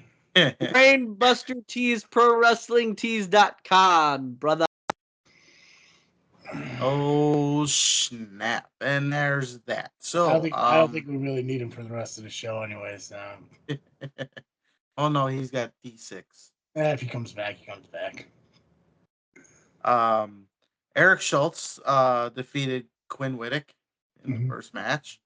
Quinn attempted to use the staple gun, but the referee stopped him, and that distracted the referee when he was trying to put the stapler or staple gun somewhere, and Schultz used the briefcase on Quinn in 1, 2, 3. However, after the match, the AFA came out. Now, I know you're probably gonna ask this. That was the second question. We don't have an answer yet. Jesus Christ. They came out and pretty much it looked like they made an offer to Quinn. The girl, I don't remember her name, so she's just the girl, the AFA girl, whispered in his ear. Oh, that's scandalous. That's what I said. All right. See, look at us. I'm thinking on the same wavelength. Who would have thought? So we don't know if there was an offer made, but they all walked out, not together, but made us wonder. Now, I'm also kind of curious on what exactly is Ivan like trying to form, because usually like when you put together a group, there's always like a reason behind the people you're having join. Right. Yeah. But there's like no rhyme or reason to these guys, which is kind of wild. Like it's not like they're people who aren't well known that like together we could dominate and shit. It's just like, I don't know. It's fucking wild. I mean, it's gonna be a super group, that's for sure. But like I guess this would be the one time where Ben would have been right if he just said Travis demands answers, because I kind of want to fucking know what's going on. Yeah, we want answers to that. So I want answers to that. So yeah, I guess we'll find out maybe eventually. I'm gonna get those answers. But for the love of God, Pacman, I want you to go right up to Ivan and demand an answer. I'll make sure that happens. I got my microphone and my suit. I'm ready to go. Fuck yeah! Get your Christmas wrapping paper, red carpet bullshit, and fucking get it done. It was a literally clutch. Go ahead. Yeah. It was clitorally what? Clitoriously what? Yeah. What are you doing? It provided a lot of pleasure. Oh God. I just want to know. I want to know what Charlie thinks of all this, and is he threatened? Fucking, I would be. But so now you've seen the flyer last week. I mentioned it. Say his name. And he'll appear.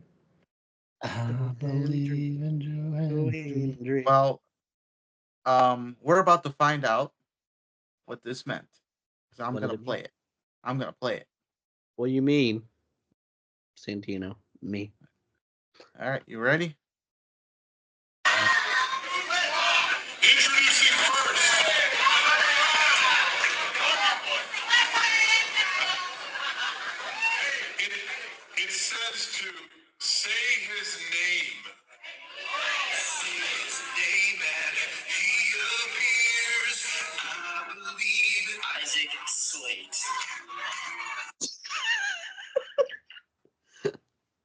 this literally happened. Jesus Christ, man. Isaac Slate, I assume that's his name. I don't know who Isaac Slate is. Well, it's not Joe Hendry, I'll tell you that much. It's Not definitely much. not Joe Hendry. But he came out, pretending to be Joe Hendry off a wish list. Treated. And issues an open challenge. And the one to come out was Stone Cold Lunatic Austin. I made that name up, I assume. Ba-dum. But Lunatic dressed as Stone Cold Steve Austin. He didn't have to, do too much. Just buy a pair of jean shorts and have a vest, and he was good to go. He didn't have to shave his head because he was bald anyway. There you go. That's the beauty of it. But it was the Lunatic Austin that defeated Isaac Slate with the Lunatic Stunner. Oh, yeah. I made that one up too. I'm just making shit up. Fucking gold. Content for days, bro. And they say I'm not enthusiastic. Suck it, Steve.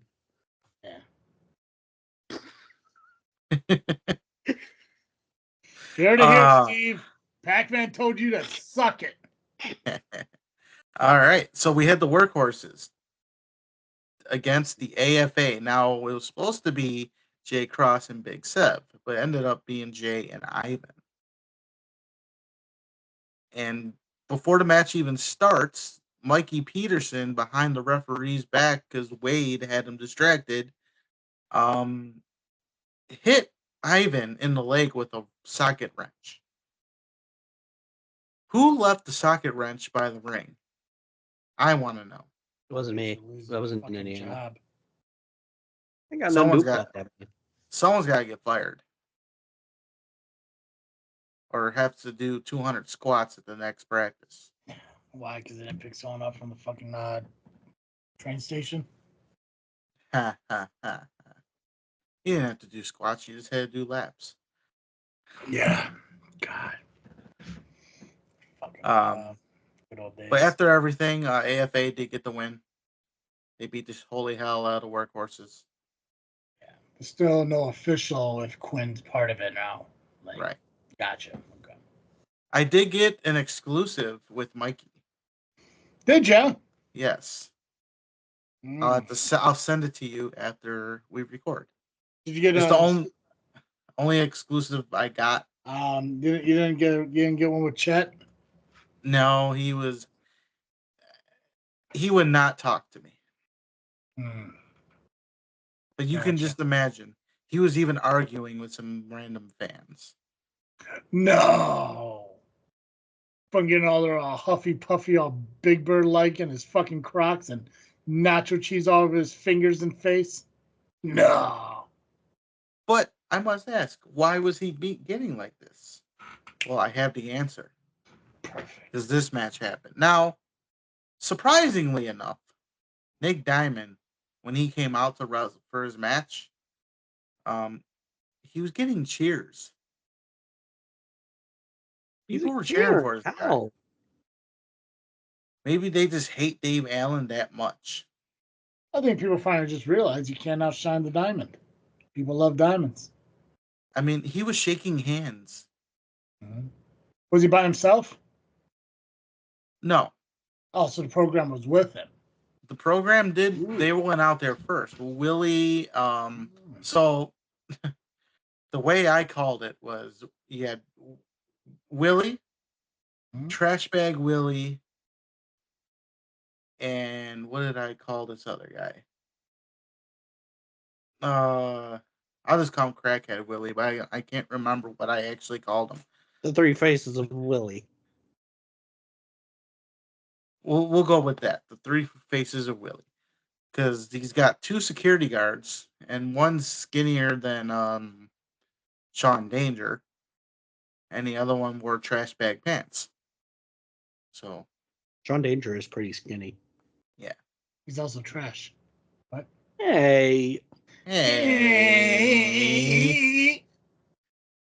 There was a point where Dave Allen did try to leave, but Joey Boom Boom told him to get back in that ring, and that allowed Nick Diamond to win and become the new champion.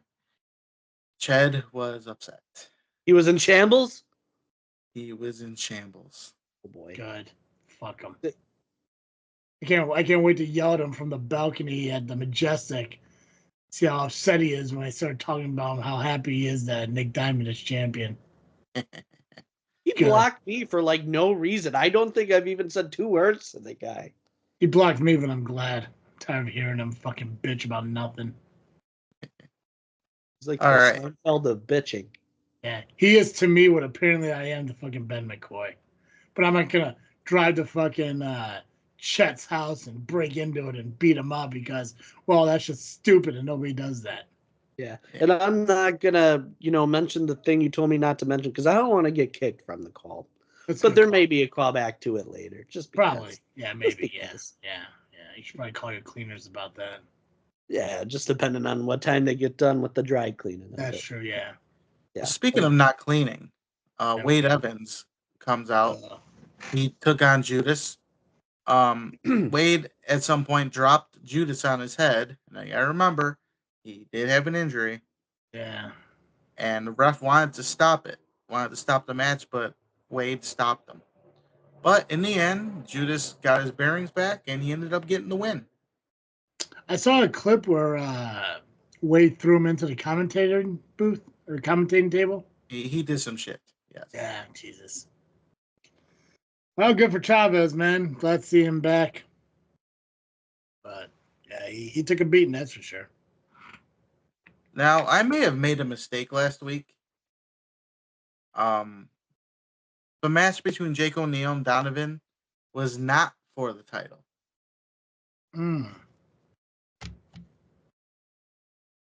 Which Jake O'Neill ended up winning due to a little distraction by Brendan Balling.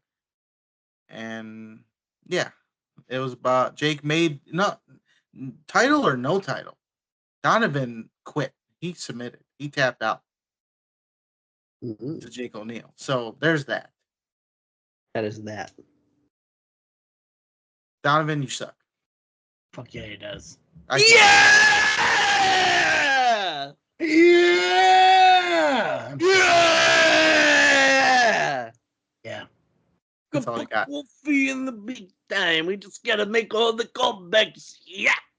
Dig it. The family fell a little short to cult classic Josh Moon and Kazile. Morris accidentally dropkicked J City and it allowed Cult Classic to do the finish and got the win. So we don't know how strong this family is anymore. And I have not seen Muggsy James lately. So there's that. I still don't know why he punched me that one time, but that was nice. Was that Top Fan? We don't talk about Top Fan. Answer the question. Yeah, it was during the Top Fan era of PA. Yeah, he deserved it. Okay, so all right. It was James Creed versus Greg Glover for #1 contendership. How about that? How about that? Now, it seems to be the theme, but this time Greg Glover was dressed as Wolverine and came out to a special song, whatever. I forgot what the song was. It was one of those weird songs, and he was dancing to it and all that happy stuff. Creed accidentally knocked out the ref. As one does. And the program came out and beat both men down. Balling did come out to make the save, as I put wave and not save, but that's fine. We can have a wave too. But didn't work out as well because they were just outnumbered. Donovan came out and went after Balling. And this allowed Nick Diamond to show his true colors as he belittled the crowd. The same crowd that was cheering for him earlier in the night. The fools. Lights go out, and when the lights came back on, the Cult Classic was in the ring. Oh, shoot. A fight did begin, but the program retreated, leaving Schultz by himself. What is with everybody leaving Schultz to the Wolves? I mean, he deserves it, but I mean, we're talking about a guy who gets results with the Z. Not too many people get results with the Z. true. However, Joey Boom Boom, laid down the law and told Donovan he will be in a fatal four-way at Black and Blue. And it'll be against Balling, Judas, and Moon. And then he said that Nick Diamond, you will be in a triple threat match, defending your championship against Greg Glover and, no surprise, James Creed. Wait, excuse me. Hold on. Time out. Wait. I cannot fathom this. So you're telling me that James Creed is going to be in a title match? Yes. I've never seen that happen before. It's never That's happened. interesting. That's unprecedented. Wish this country was unprecedented. What? What? I get it. I missed the joke, but I'll get it on rewatch. Yeah, that's fine. You can rewatch it. Yeah, dude. All right. ARW's fucking rolling into the fucking. God, I'm so excited for Black and Blue. But they do got one more show? Or they have two more shows. Two more shows before Black and Blue. Yes. Perfect. All right. Awesome. That's all results, right? We got match cards now. Match cards. Jesus Christ, and we're at an hour 37. We got this. No, it's okay. I got 16-13. That's because you kicked me off. So we're well under time. We're good. I'll do it again too. Okay. At a fucking heartbeat. I might let you. Fucking heartbeat. Okay, so we got what's coming up here. We got NWA D6 and SCW. Yep. Yes, we do. Oh, really quickly, shout out to Bugs Moran for the WrestleLeague results before I forget. Oh, I got to give credit. And I should. You should. Because I am a babyface again. Good for you. Since we are giving shout outs for results, I'm going to give the shout out to me for the ARW results because I was there. Oh, how's BJ's haircut? I gonna take time to get used to. Oh, culture shock. How was it in relation to Red J Flywheels? Yeah. I think he got it the worst. Probably. It looked like it. All right, let's start with D6. What do you got there, Pat? Yes, we can do that. And it's the show that's coming up for Destination 6 called The House of Horror. And all matches are inside the gates of hell. So this is their version of Lockdown. Nice. October 19th, this Saturday. Tickets VIP are $30. Front row is $25. General admission is $20. And kids, if you're a kid listening to this show, why are you listening to this show? We say the F word a lot. Don't listen.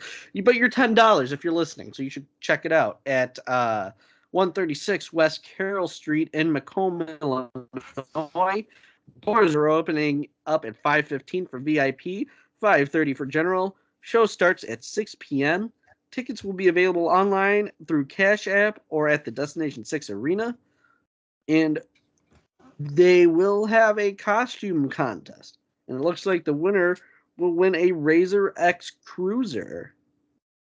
So dress up in a costume. Make sure you're on fleek, my fam. All right, we got matches on this show that we'll be talking about right now, especially the Destination 6 Women's Championship. Because we have Women's Champion Ashlyn Alexander taking on Tootie Lynn. We also have Tommy Davis facing Eric as needy. If I mispronounced that, I do apologize. We also have for the Destination 6 Heavyweight Championship in a House of Horror match.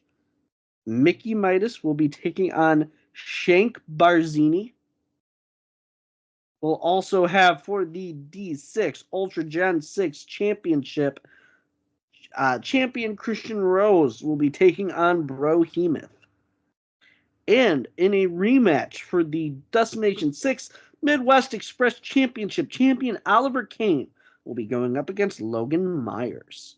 Let's see, what other matches do we have on this show? I've talked about all of them, so we have no more matches that have been advertised so far, but just keep an eye on Destination 6. It seems like they're making match announcements. So remember, kids, we have the House of Horror show, Destination 6, this Saturday.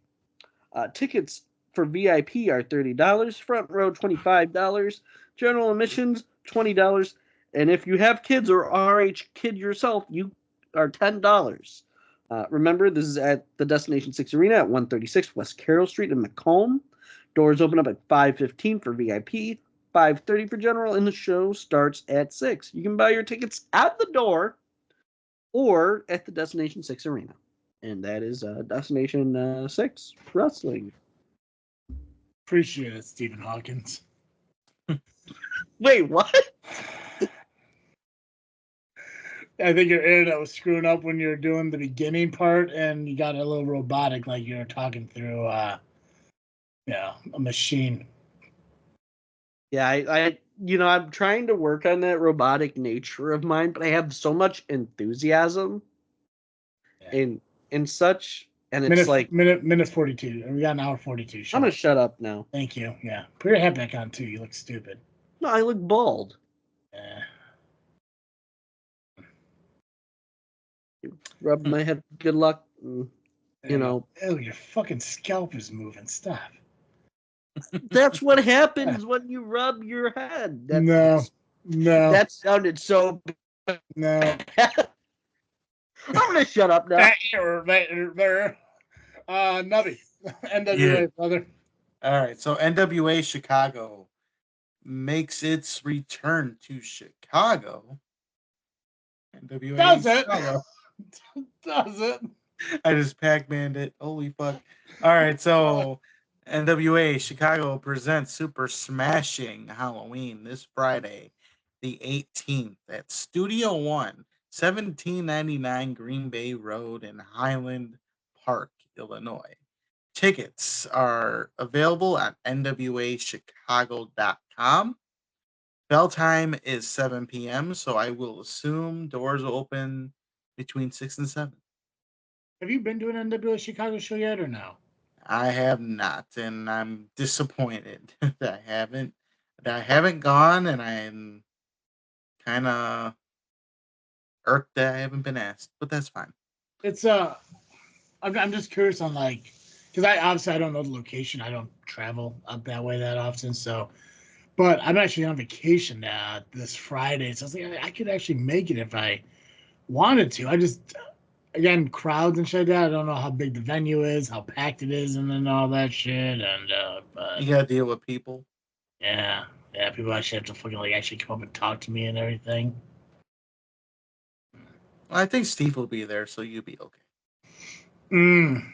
Yeah, but he isn't. Oh no, he doesn't work it. He just goes. No, he works it. He's been ring announcing. Yeah, so I'll be sitting there by myself. Well, one of your favorite people is also doing commentary that night there. Sierra Damien Saint. G Swizzle. And I just read on Facebook that Brian Allen from POW will be making his debut as a referee. Ooh. He's the one that took off my shoe. I didn't forget. Anyway, so in a tag team match, we have... I didn't forget. You with shoes and Pacman with socks. What the fuck's wrong with you feet people? Just as long as we don't have Dan Schneider or Quentin Tarantino in here, I think this is pretty tame. There we go. So in a tag team match, Eddie Grayson and Jack Ballard are taking on the Country Gentlemen. Lily Pascadita will be taking on Shelly Benson. Steve Boz will be taking on Charlie Adams. Axel Ricto will be taking on Rafael Quintero. The Soul Touchers, Acid Jazz and Marche Rocket will be teaming up against Chris Miller and Greg Murray. Making his debut, Chris Logan, the Shogun, Chris Logan, taking on Mario Pardua and Brian Idol. And then Daisy Kill will be presenting the Chicago Battle Royal Invitational. And that is NWA Chicago Super Smashing Halloween. Question, Nubby, because it just occurred to me that you have been a Battle Royal invitation. Well, not an invitational champion, but a Battle Royal champion for 1,921 days. Are you entering yourself in said Battle Royal Invitational? No. Oh, okay. I just figured I'd ask her, at the very least, make conversation. And that's the only answer I can give is no. Okay. I mean, you could put that belt on the line. Show why. I need the belt. Someone still has the belt in their possession. Don't look at me. I don't got it. No, some guy named Metalhead took it from me. Stole it. He stole it from me. Metalhead, if you're listening, we will hunt you down and we will bring you to justice. No. You can hunt him down and bring him to justice. There's no we. No, this is your shit. Especially Travis will hunt you down and bring you to justice. This is your shit, sir. Live with yourself. I do. I'm in a bachelor pad. I kind of have. I don't fucking know how you do it. It's appalling. It's pretty easy. No. Got nobody to yell at me. Nobody to answer. I can do what I want. I'm like it's like anarchy up in here. Oh yeah. No, I get it, man. Based on that fucking sock, you really do what you want to yourself. No, that particular thing you told me not to mention keeps my little toes warm, my phalanges. They're all covered. Yeah, all 11 of them. Yeah. Yeah. Most people call it a third leg. Not you. Third big toe. Anyways, okay. Hey. SCW Hallowmania this Saturday at the historic Majestic Theater at 150 North Schuyler Avenue in Kankakee, Illinois. Doors open at 6. That's when High Voltage will start out. I asked Nubby not to make the announcement until we can do it here live on the show, because why the fuck not? Cowbun Crew was supposed to join forces and take on a team on High Voltage. Unfortunately, Omar still not cleared to compete in the ring.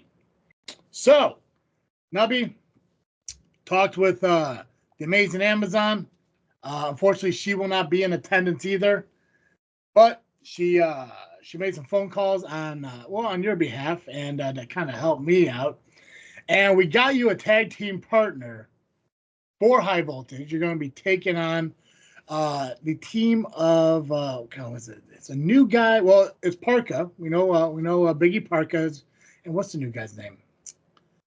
The Night Reaper, which, if you recall, he debuted in the Battle Royal at WrestleTopia. Big dude, mask, probably a bush dweller of sorts, if you will. But anyways, you'll be taking him on as you team with the returning Odinson the Berserker. So, if you want to thank anyone for that partner, please do yourself a favor and thank the amazing Amazon for making that phone call on your behalf. Omar, hope you get well soon. Love to get your book back on High Voltage as soon as you're cleared and ready to go. Outside of that, Tommy Gunn will be taking on Sheik for the third and final time to determine the true winner of their part 3 matchup. So each man has a win over the other, and we're going to find out Hallowmania who's going to pick up that third and final win and break the tie. Main event, we're going to see Johnny Chaos put his title on the line against Shaban's homegrown hero in Dallas. So Dallas definitely has been busting his ass, been proving who he was. And the whole point of the high voltage title is to give people an opportunity to, get that first step into the title scene here at SCW.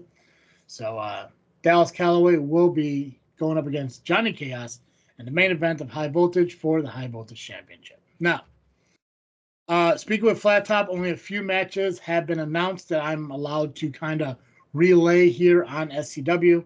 Other matches will be released over on the Southland Championship Wrestling social media page on Facebook and Instagram, so make sure you check those out as we're going through. A couple of the matches that have been announced is Robert Casimir is going to be on the main roster. He's going to be going one-on-one with the Devil's Advocates. The Devil's Advocates making his debut over here on SCW. Another match that has been set up is Benny Vargas taking on Dallas Calloway. Now, this is a non-title match. At the request of Benny Vargas, he wants a little retribution.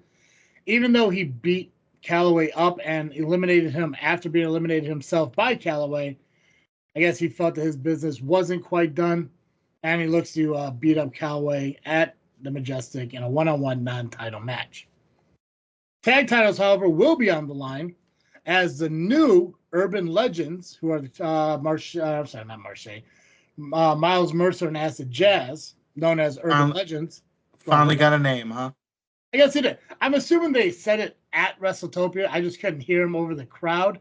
But yes, known as Urban Legends, which is a clutch name, especially for WrestleTopia, took those titles off of Dysfunction last month, and their first title defense will be against JPH and Apex, who teamed a couple times together, but still can't seem to come together as a tag team.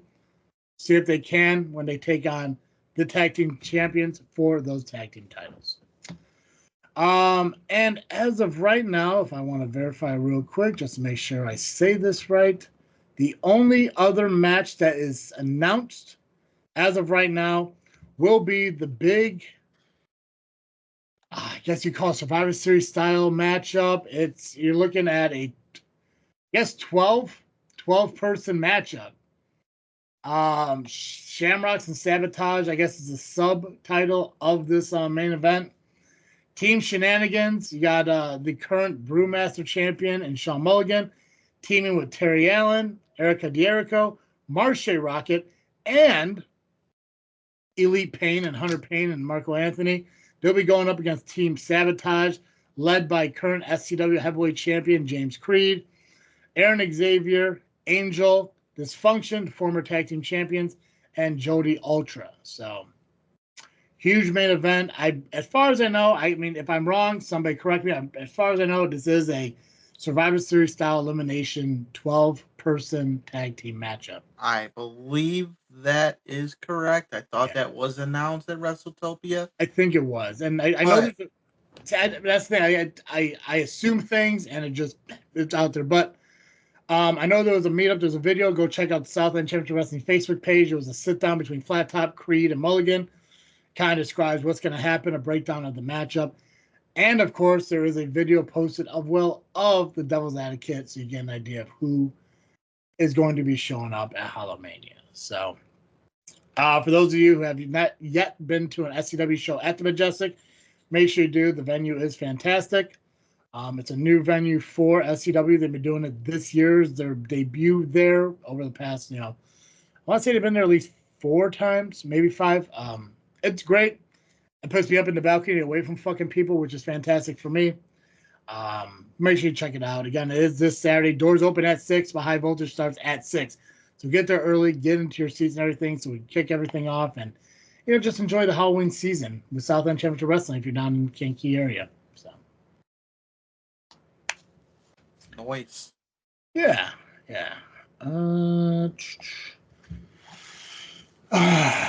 154 nights. Okay, I got one question for you guys, and if you have anything to share wrestling related, please do so. There's a possibility that the super wrestlers may get a psychiatrist. You guys see that on Facebook? I saw something about that a couple days ago. Lovely Miss Larkin. Oh. I see that lovely Miss Larkin was strongly implied that the super wrestlers need a psychiatrist. Now I don't think Larkin is the type of person to be a psychiatrist, but hey, Yeah, I mean, Ketchup can solve a lot of problems and disputes. I'm open to that idea. I mean, Rydal, he did kill his brother, though he does seem to be somewhere. But could you imagine them sitting down over some ketchup with Miss Larkin and hashing out their differences like brothers? Not one bit. I think she'd probably make it worse. Or like Delay Mignon, maybe he'll be making some burgers and he's short on some condiments, and there's Miss Larkin with some ketchup. Could happen. Yeah. Maybe the porch pirate would be thrown into the trunk of Miss Larkin's car and prevent any other further packages to be stolen.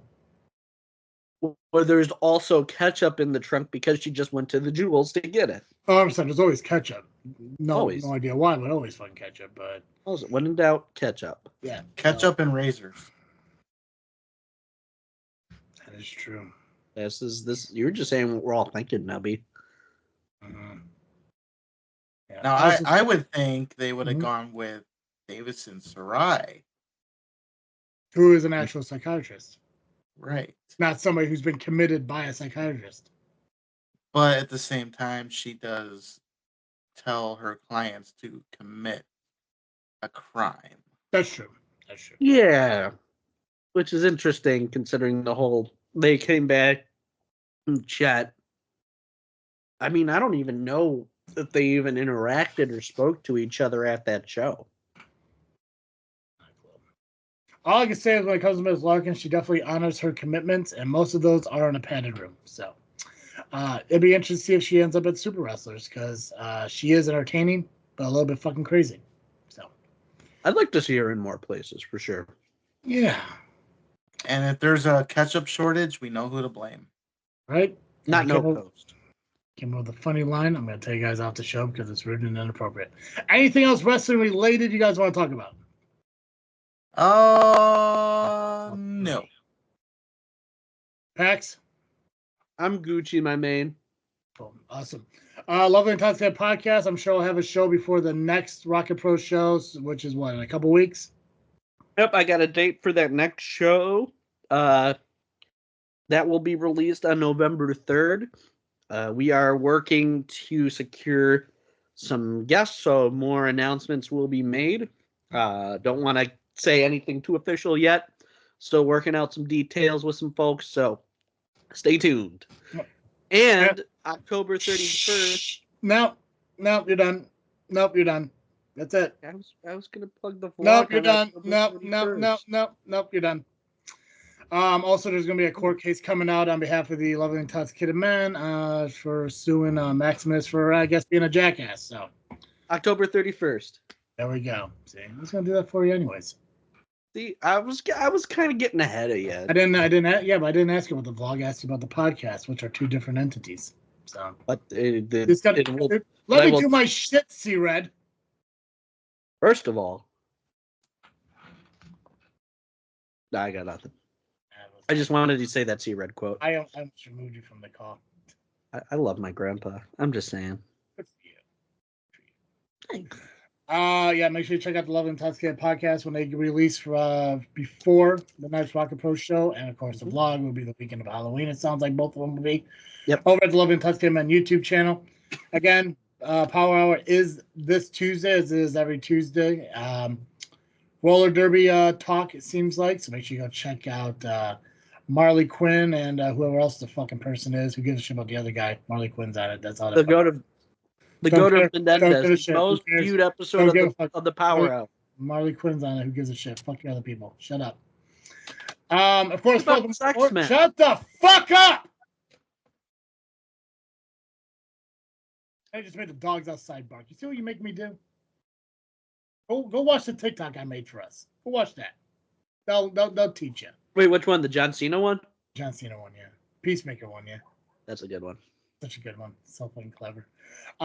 Yes, the Go to Mendez will also be on along with Marley Quinn. They'll be talking about roller derby and the future of it following FEMA's takeover of their stadium. Fourth Mother Box, obviously, make sure you go check them out on Spotify, wherever you listen to podcasts and shit like that. And hey, Tom's back, so it's going to be good. Perfect. Make sure you follow us on social media, Facebook, Instagram, and Twitter. Just search JFW Wrestling, the JFW Podcast. And, of course, you can listen wherever you find podcasts. Just search JFW or Just Freaking Wrestling. But if you want to watch the podcast, do so at the Just Freaking Wrestling YouTube channel. That's all I got. I believe we can. Ring the bell on this episode. Perfect. As always, I am Travesty. And I am Nubby, the Amazing Turtle, the Faction Slayer, of course. Cowabunga, fuck you, Ben McCoy. And I am the man with the most electrifying sucks in all of podcasting, Pacman. And thank you for listening to the episode of Just Freaking Wrestling, the JFW Podcast.